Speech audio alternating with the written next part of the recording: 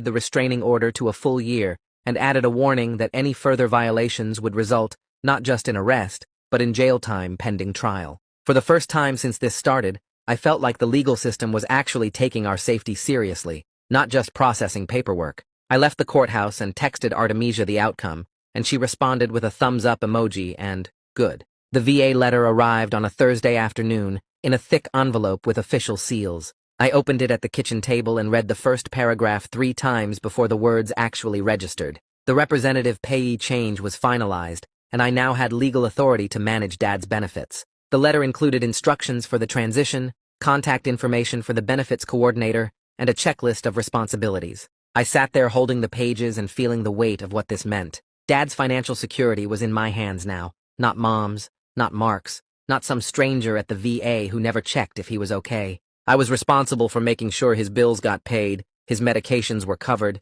his basic needs were met. It was overwhelming, but it was also right, and I felt grateful that after 12 years of exploitation, someone finally trusted me to do what should have been done all along. I walked into the living room where Dad was watching the news and showed him the letter. He read it slowly, and then looked up at me with wet eyes and said, "Thank you." The first caregiver stipend payment hit my account on the 15th of the month. I was checking my phone during Dad's doctor appointment when the deposit notification popped up. I stared at the screen for a full minute, reading the amount and the description line that said, VA Caregiver Support Program. It was small, only a few $100s, but it was reliable income that would come every month. Combined with Dad's benefits that I now controlled properly, we could actually budget for rent and food and basic stability without constant crisis. I showed Dad the notification when we got back to the car, and he squeezed my shoulder. On the way home, we stopped at the grocery store, and I bought actual fresh vegetables instead of just ramen and canned soup, and it felt like a luxury,